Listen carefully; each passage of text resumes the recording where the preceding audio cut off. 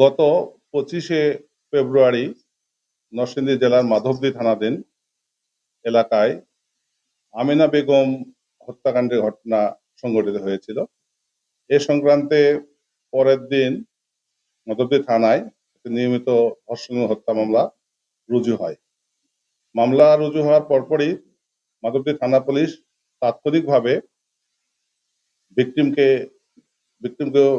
উদ্ধার, তার সুরতাল রিপোর্ট তৈরি এবং হসপিটালে তার ময়নাতদন্তের জন্য প্রেরণ করা হয় এবং পরবর্তী কার্যক্রম সম্পন্ন শেষে লাশটা পরিবারের হাতে হস্তান্তর করলে বিধি মোতাবেক তার দাফন সম্পন্ন হয় এবং সেখানে এজাহার দায়ের করেছিলেন ভিকটিমের মাতা।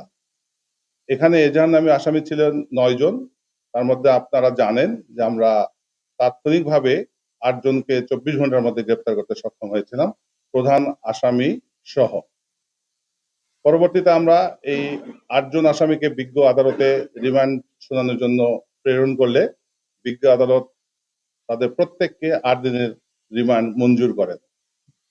তারই ধারাবাহিকতায় আমরা 4 জনকে থানা হেফাজতে নিয়ে এসে ব্যাপক জিজ্ঞাসাবাদ করি, তথ্য প্রযুক্তির সহায়তা নেই এবং আমাদের গোয়েন্দা তথ্যের ভিত্তিতে আমরা বিভিন্ন তথ্যপাত্র পেতে থাকি।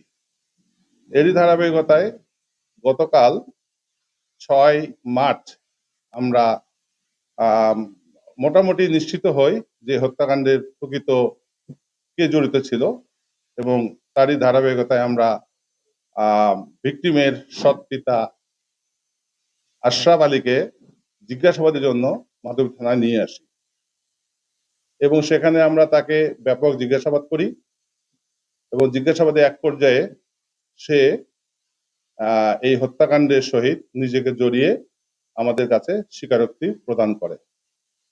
তাৎক্ষণিকভাবে আমরা তাকে বিজ্ঞ আদালতে সোপর্দ করি। বিজ্ঞ আদালতে তাকে জিজ্ঞাসাবাদ করলে সে সেখানে ফৌজদারি কার্যবিধি 164 ধারা মোতাবেক নিজেকে জড়িয়ে এবং নিজে যে হত্যাকাণ্ড ঘটিয়েছে এ সংক্রান্তে জবানবন্দি প্রদান করে এবং তাকে আমরা বিজ্ঞ আদালত তাকে জেল হাজতে প্রেরণ করে।